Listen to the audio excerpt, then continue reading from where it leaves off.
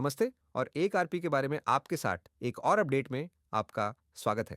यहाँ एक RP chart पर हम वर्तमान में एक संभावित पार्श्व त्रिभुज को ट्रैक कर रहे हैं जो अपरिवर्तित है। मैंने वास्तव में अब छोटे समय सीमा में एक तरंग गणना भी जोड़ दी है जो दिखाती है कि यह त्रिभुज पैटर्न कैसे सामने आ सकता है। ये अब अधिक समझ में आने लगा है अब जब हमें अधिक से अधिक मूल्य कार्रवाई, अधिक मूल्य डेटा मिलता है। बात यह है कि त्रिभुज पैटर्न के साथ हमें सावधान रहने की आवश्यकता है क्योंकि ये अक्सर साकार नहीं होते हैं। ठीक है, तो इसका मतलब है कि इलियट वेव के दृष्टिकोण से वे जल्दी टूट जाते हैं या वे अधिक जटिल सुधारों में बदल जाते हैं।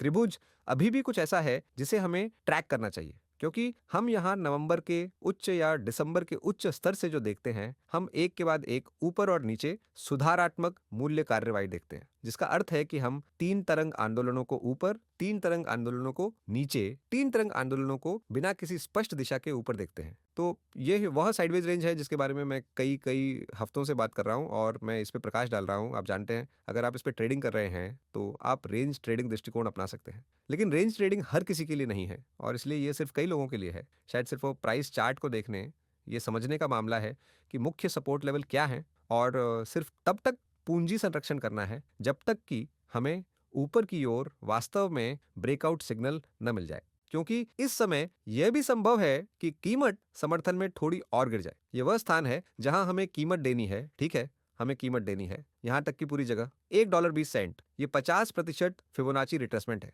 इसके नीचे कोई भी ब्रेक संरचना को बदल देगा, लेकिन सचमुच दैनिक चार्ट के दृष्टिकोण से, साप्ताहिक चार्ट के दृष्टिकोण से यहां जो कुछ भी हो रहा है वह वास्तव में केवल शोर है। इसका मतलब यह है कि जब तक हम वास्तव में 5 तरंग आंदोलनों को नहीं देखते हैं जो एक प्रवृत्ति बदलाव का संकेत देते हैं, तब तक वास्तव में कुछ भी सार्थक नहीं है।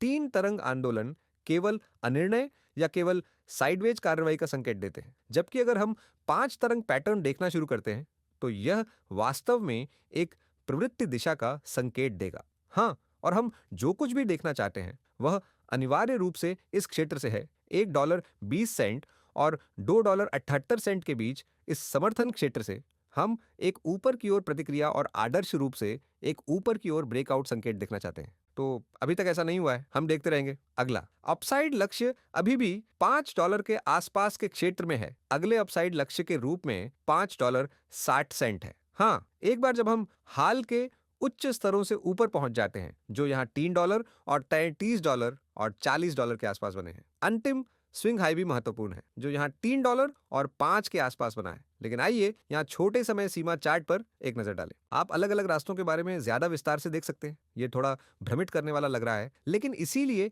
हमारे पास अलग अलग रंग है। मैं आपको अलग अलग परिदृश्य दिखाऊंगा। मूल रूप से यह समझना जरूरी है, हमने संभवतः 3 फरवरी को निम्न स्तर बनाया था और हम ऊपर की ओर बढ़ सकते हैं। इसीलिए 2 रास्ते हैं जो सीधे ऊपर की ओर बढ़ने की अनुमति देते हैं। पहला वाला पीला वाला है जिसे आप पहले से ही जानते हैं। ये पहली लहर है, दूसरी लहर जो उच्च कीमतों के लिए एक सेटअप थी। अब हम तीसरी लहर में होंगे, लेकिन क्योंकि हम 3 लहर संरचनाओं से निपट रहे हैं, इलियट वेव पैटर्न के कारण वे हमें बताते हैं कि हम केवल 3 लहर संरचनाओं में आगे बढ़ने जा रहे हैं। ये एक उतार चढ़ाव भरा सफर होगा और इसका पूर्वानुमान लगाना मुश्किल होगा और हाँ, ऊपर की ओर जाने वाली संरचना बहुत मुश्किल होगी। तो यह लहर ए में ऊपर की ओर A, B, C हो सकता है।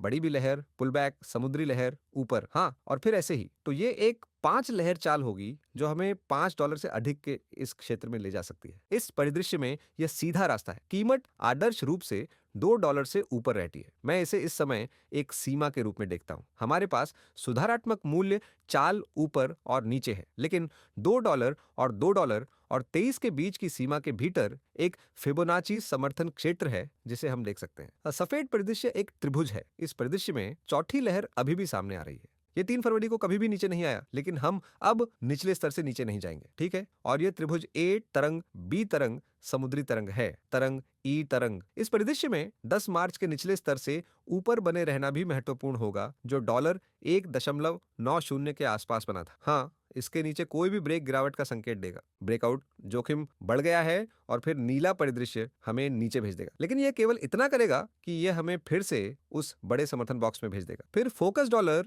$1.50 और $1.20 पर जाएगा, लेकिन जब तक हम $1.99 के आसपास बने उस आखिरी स्विंग लो से ऊपर बने रहेंगे, तब तक सीधा फोकस ऊंची कीमतों पर रहेगा। यह XRP के बारे में अपडेट है। मुझे उम्मीद है कि आपको अपडेट पसंद आया होगा। अगर आपको पसंद आया तो कृपया लाइक बटन पर कमेंट और सब्सक्राइब करें और सदस्यता लें। और अगर आपको वास्तव में सामग्री पसंद आई है तो कृपया केंद्र सदस्यता की जांच करें। बहुत बहुत धन्यवाद। अलविदा।